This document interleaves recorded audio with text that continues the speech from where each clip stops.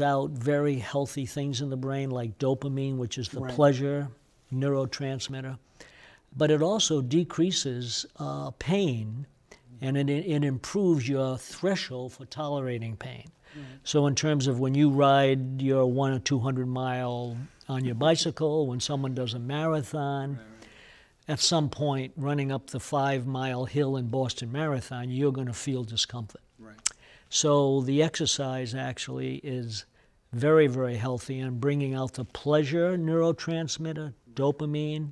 It brings out the hormone oxytocin, and it also brings out those 5 endorphins that not only give you a good feeling, it's sort of the body's morphine or opioid.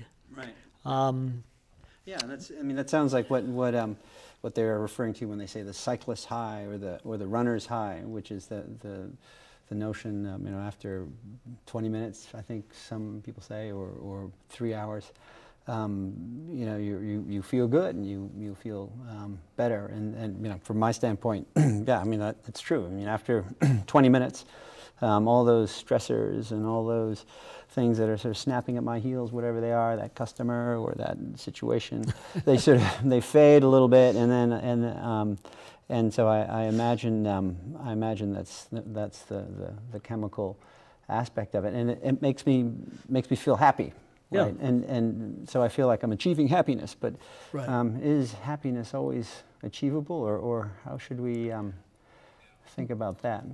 Well, we've learned a lot about that too. I mean, if you search for happiness, it doesn't happen. Happiness really, like everything else, you do have to work at it, and you have to put a lot into it.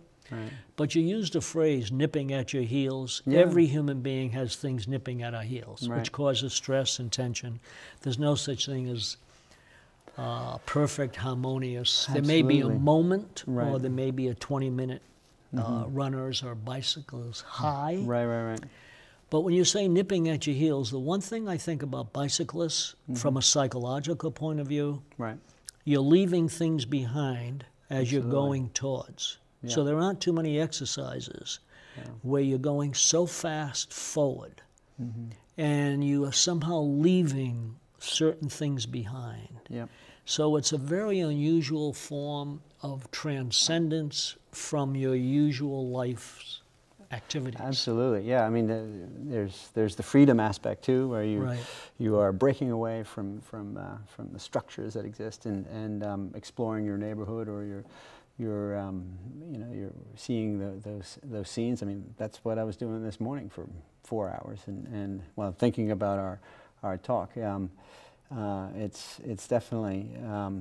It's definitely true, but what's happening with my brain or in my body while I'm doing this? I mean, that's the sort of the general effect on riding my bike. But well, like I said before, you mentioned the word interconnection. So the new research in terms of what's happening with in our cells, the trillions of cells we have. Well, they've discovered a certain gene, which they're calling the transcendental gene, seems to be turned on through exercise. So at first we thought it was the endorphins that caused the high or the dopamine that caused the high. Now they're getting into the genome. And yes, it is a wow. And to think that there's a gene that somehow is activated through exercise, you can imagine what that does for the body in terms of the blood pressure, in terms of helping out with diabetes, lowering diabetes. We're finding out how it helps people even resolve depression. We're learning so many benefits, and we didn't know where all those benefits came from. You know, the term was, oh, endorphins. But now we're getting more and more specific. So does that mean that you could be sort of genetically predisposed to exercise or to be active, or is that sort of stretching the science a little bit? It's not stretching it, but I think we all have our 30,000 genes, and what they're finding is exercise is actually one major input into activating that gene that we all have. So you have to activate it. Yeah, that's right. And sometimes that's the hardest thing. You know, a body in motion stays in motion. A body on the couch just might stay on the couch. Right.